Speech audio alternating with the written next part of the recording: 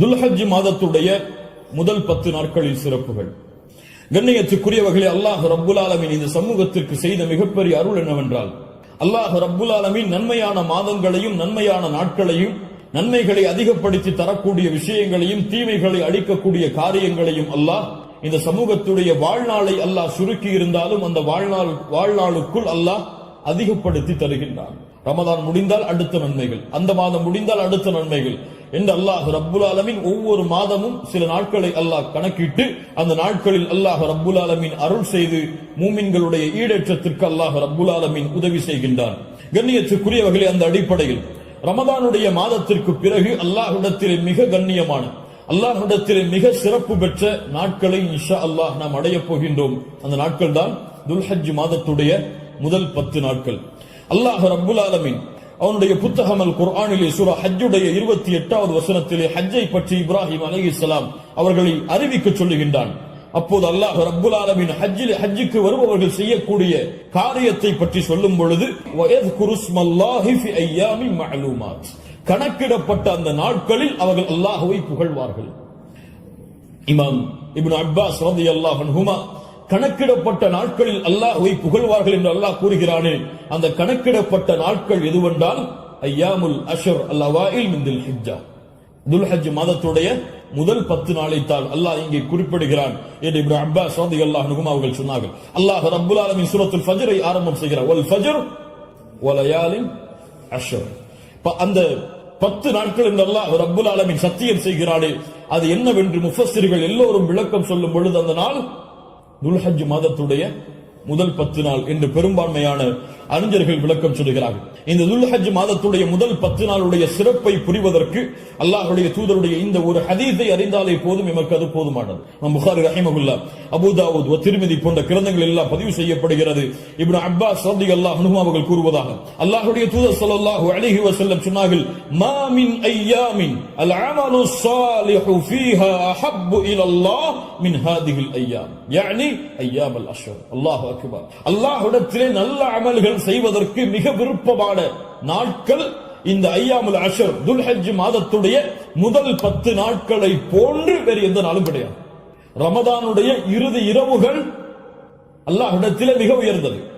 அல்லாஹ்விடத்திலே மிக உயர்ந்த 10 நாட்கள் துல்ஹஜ் மாதத்துடைய 10 நாட்கள் தான். ரமதானுடைய இறுதி 10 இரவுகள் அல்லாஹ்விடத்திலே மிக உயர்ந்த அந்தஸ்துடையது. அதை விட ரமதானுடைய மாதத்திற்கு பிறகு துல்ஹஜ் மாதத்துடைய முதல் 10 நாட்கள் அல்லாஹ்விடத்திலே மிக உயர்ந்தது. இந்த ஹதீஸை சொன்னவுடன் சஹாபாக்கள் கேட்டார்கள், வலல் ஜிஹாது ஃபீ சபீலில்லாஹ், அல்லாஹ்வுடைய பாதையில் போராடுவதை விடவும் இந்த நாளிலே செய்யக்கூடிய அமல்கள் மிக உயர்ந்ததா? அல்லாஹ்வுடைய தூதர் ஸல்லல்லாஹு அலைஹி வஸல்லம் சொன்னார்கள், ஆம், வலல் ஜிஹாது ஃபீ சபீலில்லாஹ், அல்லாஹ்வுடைய பாதையில் போராடுவதை விடவும் இந்த நாளுடைய சிறப்பு மிக உயர்ந்தது. ஆனால் இல்லா ரஜுலுன் خرج بنفسه وماله فلم يرجع من ذلك بشيء, 2 அமல்களை தவிர அல்லாஹ்வுடைய பாதையில் ஒருவன் போராடுகிறான், அந்த போராட்டத்தில் தன்னுடைய செல்வம் அனைத்தையும் அளிக்கிறான், தன்னையும் அழித்துக் கொள்கிறான், இந்த 2 அமல்களை தவிர. இந்த 2 அமல்களுக்கு எதுவும் ஈடாகாது. இந்த 2ஐ தவிர மற்ற இருக்கக்கூடிய அனைத்து அமல்களை விடவும் இந்த துல்ஹஜ் மாதத்துடைய முதல் 10 செய்யக்கூடிய அமல்களுடைய அந்தஸ்து உயர்ந்தது என்று அல்லாஹ்வுடைய தூதர் முஹம்மது ரசூலுல்லாஹ் ஸல்லல்லாஹு அலைஹி வஸல்லம் சொன்னார்கள். ஏன் ஹாஃபிஸ் இப்னு ஹஜர் அல் அஸ்கலானி ரஹிமஹுல்லாஹ் அவர்கள் சொன்னார்கள், ஏன் இந்த 10 நாட்கள் சிறந்தது? அல்லாஹ் ரப்புல் ஆலமீன் அமல்களுடைய தாய்களை எல்லாம் இந்த நாட்களில் வைத்திருக்கிறான். வேறு எந்த நாட்களிலும் செய்ய முடியாத அமல்களை அல்லாஹ் இந்த நாளிலே வைத்திருக்கிறான். ஏன்? இந்த நாளில், இந்த 10 நாட்களில் அல்லாஹ்வை தொழலாம், இந்த 10 நாட்களில் அல்லாஹ்விற்கு நோன்பு இருக்கலாம், இந்த 10 நாட்களில் சதகா செய்யலாம், இந்த 10 நாளில் அல்லாஹ்விற்கு அறுத்து பலியிடலாம், இந்த 10 நாளில் வேறு எந்த நாளிலும் செய்ய முடியாத ஹஜ்ஜை நிறைவேற்றலாம். எல்லா அமல்களும் ஒன்று சேரக்கூடிய நாட்களாக இந்த 10 நாட்கள் இருப்பதால் அல்லாஹ்விடத்திலே அல்லாஹ்வுடைய கணக்கீட்டுடைய நாட்களில் இந்த நாட்களை போன்ற அந்தஸ்துடைய நாட்கள் கிடையாது என்று இமாம் ஹாஃபிஸ் இப்னு ஹஜர் அஸ்கலானி ரஹிமஹுல்லாஹ் அவர்கள் சொன்னார்கள். இந்த நாட்களில் நோன்பு வைக்கலாமா? இதிலே வரக்கூடிய 10 நாளில் 10வது நாள் நோன்பு வைப்பது ஹராம். ஏன்? ஈதுடைய நாள். இந்த 10வது நாளை தவிர வரக்கூடிய 9 நாளும் நோன்பு வைப்பது சுன்னாவா? முஸ்லிம் ரஹிமஹுல்லா இல்மை தேடக்கூடிய மாணவர்கள் என்பதால் இந்த விளக்கங்களை கொடுக்கிறேன். முஸ்லிம் ரஹிமஹுல்லா அவர்கள் சொன்னார்கள், ஆயிஷா ரலியல்லாஹு அன்ஹா அவர்கள் கூறுவதாக, மா ரஅய்து ரசூலுல்லாஹி ஸல்லல்லாஹு அலைஹி வஸல்லம் ஸாயிமன் ஃபில் அஷ்ர் கத்து. கொஞ்சம் குழப்பமா இருக்கும், புரிய முயற்சி. அல்லாஹ்வுடைய தூதர் துல்ஹஜ் மாதத்துடைய முதல் 10 நாட்களும் ஒருபோதும் நோன்பு வைத்ததில்லை. யாருடைய அறிவிப்பு? ஹஃப்ஸா ரலியல்லாஹு அன்ஹா யார்? அல்லாஹ்வுடைய தூதருடைய மனைவிதான். நஸை போன்ற கிரந்தங்களில் சஹீஹான அறிவிப்பாக பதிவு செய்யப்படுகிறது, லம் யத ரசூலுல்லாஹி ஸல்லல்லாஹு அலைஹி வஸல்லம் ஸியாம திஸ்இல் ஹிஜ்ஜா. அல்லாஹ்வுடைய தூதர் ஸல்லல்லாஹு அலைஹி வஸல்லம் துல்ஹஜ் மாதத்துடைய முதல் 9 நாளும் எப்போதும் நோன்பை விட்டதில்லை. ஒரு ஹதீஸ் என்ன சொல்கிறது? இப்ப இரண்டுக்கும் முரண்பாடு வருகிறது, இரண்டையும் மறுத்து விடலாமா? உலமாக்கள் இரண்டையும் எப்படி சேர்த்து புரிவது என்பதை சொல்லுகிறார். இதான் ஃபஹ்மு ஃபில் இல்ம், இல்மை புரிந்து கொள்வதுடைய அடிப்படை. எப்படி இரண்டையும் சேர்த்து பார்ப்பது? ஆயிஷா ரலியல்லாஹு அன்ஹா என்ன சொல்கிறார்கள்? முதல் இரண்டு அடிப்படைகள் புரிவது. முதல் அடிப்படை, ஆயிஷா ரலியல்லாஹு அன்ஹா என்ன சொல்கிறார்கள்? அல்லாஹ்வுடைய தூதர் 10 நாளும் துல்ஹஜ் மாதத்திலே நோன்பு வைத்ததில்லை.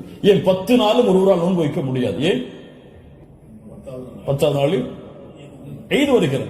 அதனால் அல்லாஹ்வுடைய தூதர் 10 நாளும் என்று சேர்த்து சொல்கிறார்களே தவிர முதல் 9 நோன்பு வைக்கவில்லை என்று ஆயிஷா ரலியல்லாஹு அன்ஹா சொல்லவில்லை. 10 நாளும் சேர்த்து நோன்பு வைக்கவில்லை என்று ஆயிஷா ரலியல்லாஹு அன்ஹா சொல்கிறார்கள் என்று புரிந்தால் இது சிறந்தது. அப்படியும் இல்லை என்றால் ஹதீஸ் கலையிலே ஒரு சட்டம் இருக்கிறது, கவுலுல் முஸ்பித் முகத்தமுன் அலா கவுலின் நஃபி. மறுக்கக்கூடியவருடைய சொல்லை விட உறுதிப்படுத்தக்கூடியவருடைய சொல்லுக்கு பலம் அதிகம்.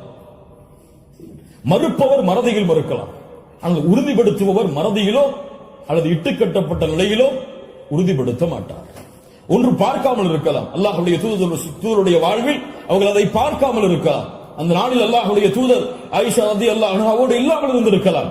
ஆனால் ஹஃப்ஸா ரலியல்லாஹு அன்ஹா உறுதிப்படுத்துகிறார்கள். உறுதிப்படுத்துபவர் மறதியில் உறுதிப்படுத்த முடியாது, உறுதிப்படுத்துபவர் பார்க்காமல் உறுதிப்படுத்த முடியாது. அதனால் இந்த சட்டத்தின் அடிப்படையிலும் அல்லாஹ்வுடைய தூதர் 9 நாள் நோன்பு வைத்தார்கள் என்ற ஹதீஸ் தான் உயர்ந்த தரமுடையது என்று ஹதீஸ் கலையுடைய அறிஞர்கள் விளக்கம் சொல்கிறார்கள். அதனால் சட்டம் என்னவென்றால் 9 நாளும் நோன்பு வைப்பது சுன்னா. யாருக்கு இயலுமோ யாருக்கு முடியுமோ அவர்கள் துல்ஹஜ் மாதத்துடைய முதல் 9 நாட்களும் நோன்பு வைப்பது சுன்னா. 10ஆவது நாள் நோன்பு வைப்பது ஹராம். நோன்புடைய சிறப்புகளை பற்றி நமக்கு தெரியும். அல்லாஹ்வுடைய பாதையில் ஒருவர் அல்லாஹ்வுடைய முகத்தை நாடி ஒரு நாள் நோன்பு வைத்தால் பஅதல்லாஹு வஜ்ஹஹு அனின் நாரி 70 ഖരീஃபா. ഖരീஃபா என்றால் ஆம். அல்லாஹ்வுடைய தூதர் ஸல்லல்லாஹு அலைஹி வஸல்லம் சொன்னார்கள், அல்லாஹ்வுடைய பாதையில் அல்லாஹ்வுடைய முகத்தை நாடி ஒருவர் ஒரு நாள் நோன்பு வைத்தால் அல்லாஹ் ரப்புல் ஆலமீன் அவருடைய முகத்தை நரகத்தில் இருந்து 70 ஆண்டுகள் தூரமாக்குகிறார். அல்லாஹ் அக்பர். அல்லாஹ் ரப்புல் ஆலமீன் அந்த பாக்கியத்தை நமக்கு கொடுப்பானாக. அல்லாஹ்வுடைய தூதர் ஸல்லல்லாஹு அலைஹி வஸல்லம் துல்ஹஜ் மாதத்துடைய முதல் 10 நாட்களில் வரக்கூடிய யௌம் அரஃபா, அரஃபாவுடைய தினத்துடைய சிறப்பை பற்றி சொன்னார்கள். மா மின் யௌமின் அக்ஸர மின் அய்யுஅதிகல்லாஹு ஃபீஹி அப்தன் மினன் நார் மின் யௌமி அரஃபா. அல்லாஹ் ரப்புல் ஆலமீன் அதிகமான நரக விடுதலையை கொடுக்கக்கூடிய நாள் அது அரஃபாவுடைய நாள் தான். அரஃபாவுடைய நாளில் அல்லாஹ் முதல் வானத்திற்கு வருகிறான். எப்படி வருகிறான்? ஏன் வருவான் தெரியாது. அல்லாஹ் வருவான், அல்லாஹ் வருவான். அவன் விரும்புகின்ற முறையில் அல்லாஹ் வருவான். என்ன செய்வான்? கேட்பான், மா இவர்கள் எதை விரும்புகிறார்கள்? மா அராத ஹவுலா, இவர்கள் எதை விரும்புகிறார்கள்? வேறொரு ஹதீஸிலே அல்லாஹ் ரப்புல் ஆலமீன் அங்கே கூடியிருக்கக்கூடிய எல்லோருக்கும் அல்லாஹ் மன்னிப்பை வழங்குவான். அல்லாஹ் ரப்புல் ஆலமீன் அப்படிப்பட்ட மன்னிப்பாளர்களாக ஹஜ் செய்த நம்முடைய முஸ்லிம்களையும் மூமின்களையும் அல்லாஹ் ஆக்குவானாக. அல்லாஹ்வுடைய தூதர் ஸல்லல்லாஹு அலைஹி வஸல்லம் சொன்னார்கள், அரஃபாவுடைய அந்த இடத்தில் ஒன்று கூற முடியாத மூமின்களை, ஹஜ்ஜுக்கு செல்ல முடியாத மூமின்களுக்கு அல்லாஹ்வுடைய தூதர் சொன்னார்கள், ஸியாமு யௌமி அரஃபா, அரஃபாவுடைய நாளில் நோன்பு வைப்பது அவருடைய முன் சென்ற ஒரு வருடத்துடைய பாவத்திற்கும் பின் சென்ற ஒரு வருடத்துடைய பாவத்திற்கும் பாவ மன்னிப்பாக இருக்கும். அல்லாஹ் அக்பர். முன் சென்ற வருடத்துடைய ஒரு வருட பாவம் பின் சென்ற வருடத்துடைய ஒரு வருட பாவத்திற்கு மன்னிப்பாக அமையும் என்று அல்லாஹ்வுடைய தூதர் ஸல்லல்லாஹு அலைஹி வஸல்லம் சொன்னார்கள். அல்லாஹ்வுடைய தூதர் ஸல்லல்லாஹு அலைஹி வஸல்லம் சொன்னார்கள், அஃதலுத் துஆ துஆஉ யௌமி அரஃபா, துஆக்களில் மிக சிறந்தது அரஃபாவுடைய தினத்தில் கேட்கப்படும் துஆவாகும். அல்லாஹ்வுடைய தூதர் ஸல்லல்லாஹு அலைஹி வஸல்லம் சொல்லிவிட்டு சொன்னார்கள், நானும் எனக்கு முன்னால் சென்ற நபிமார்களும் கூறிய வார்த்தைகளில் மிக சிறந்தது எது? லா இலாஹ இல்லல்லாஹ் வஹ்தஹு லா ஷரீக லஹ், லா இலாஹ இல்லல்லாஹ் வஹ்தஹு லா ஷரீக லஹ். இதுதான் மிகச் சிறந்தது அரஃபாவுடைய தினத்தில் கேட்கப்படக்கூடிய துஆ. கண்ணியத்துக்குரியவர்களே, இந்த 10 நாட்களில் அதிகமான அமல் செய்யக்கூடிய மூமின்களாக இருப்போம். இந்த 10 நாளை எப்படி கண்ணியப்படுத்த வேண்டுமோ அந்த கண்ணியப்படுத்தினால் அல்லாஹ் ரப்புல் ஆலமீன் இந்த நாட்களுக்குரிய கூலியை எமக்கு கொடுப்பான். இறுதியாக சுருக்கமாக கடமையுடைய ஒரு சிறிய சட்டம் என்னவென்றால், அல்லாஹ் ரப்புல் ஆலமீன் உதுஹியா என்றால் அல்லாஹுடைய பெயரை கொண்டு அல்லாஹுடைய முகத்தை நாடி ஒட்டகத்தையோ மாட்டையோ ஆட்டையோ யௌமுன் நஹர் யௌமுல் ஈத் அன்று அல்லது அய்யாமுத் தஷ்ரீக் அதற்கு தொடர்ந்து வரக்கூடிய 11, 12, 13 இந்த நாட்களில் அல்லாஹ்வை நெருங்குவதற்காக இந்த 3 விலங்கினங்களையும் அறுத்து பலியிடுதல் தான் உதுஹியா. அல்லாஹ் ரப்புல் ஆலமீன் கூறுகிறான், இன்னா அத்தய்னாக அல் கௌசர். அல்லாஹ் ரப்புல் ஆலமீன் நபியே கௌசர் என்ற தடாகத்தை உமக்கு வழங்குகிறான். அதனால் ஃபஸல்லி லிரப்பிக வன்ஹர், அல்லாஹ்வை தொழு, அல்லாஹ்விற்கு அறுத்து பலியிடுங்கள். வன்ஹர் வஸ்பா, அல்லாஹ்விற்கு அறுத்து பலியிடுங்கள் என்று அல்லாஹ் ரப்புல் ஆலமீன் கட்டளையிடுகிறான். இந்த உதுஹியாவுடைய விஷயத்தில் உலமாக்கள் மத்தியிலே கருத்து வேறுபாடு இருக்கிறது. சில உலமாக்கள் சொல்கிறார்கள் உதுஹியா என்பது வாஜிப், அதை விட்டால் பாவம். உதுஹியா வாஜிப், அதை விட்டால் பாவம். ஆனால் ஜும்ஹூர் அஹ்லுல் இல்ம் உலமாக்களுடைய ஒட்டுமொத்த கூட்டத்துடைய கருத்து என்னவென்றால், பெரும்பான்மையான உலமாக்களுடைய கூட்டத்துடைய கருத்து என்னவென்றால், உதுஹியா சுன்னா, விட்டால் மக்ரூஹ், விட்டால் வெறுக்கத்தக்கது. அல்லாஹ்வுடைய தூதர் தங்களுடைய இறுதி 10 ஆண்டுகளில் ஒருபோதும் உதுஹியாவை தாங்கள் கரத்தால் அறுப்பதை விடவில்லை. இது சுன்னா, ஆனால் விட்டால் பெரும்பாவம் கிடையாது, வெறுக்கத்தக்கது. கண்ணியத்துக்குரியவர்களை யாருக்கு அல்லாஹ் வசதி செய்திருக்கிறானோ அவர்கள் எவ்வளவு விலங்கின அந்த ஆடுகளையோ மாடுகளையோ ஒட்டகங்களையோ அறுத்து பலியிட முடியுமோ அவர்கள் அறுத்து பலியிடலாம். ஒருவருக்கு ஒரு ஆடுதான். ஒரு மாட்டை ஒருவர் முழுவதாக அறுப்பதற்கு அவருக்கு செல்வம் இருந்தால், வசதி இருந்தால் அறுக்கலாம். அல்லது அந்த மாட்டை 7 பேர் பங்கு கொள்ளலாம். ஒட்டகமாக இருந்தால் அவர்களும் அதில் 7 பேர் பங்கு கொள்ளலாம். இப்படி ஒரு ஆட்டை ஒருவர், மாடை 7 பங்காக வைக்கலாம், ஒட்டகத்தை 7 பங்காக வைக்கலாம். அல்லது ஒட்டகம் முழுவதையும் ஒருவர் கொடுக்கலாம், மாடு முழுவதையும் ஒருவர் கொடுக்கலாம்.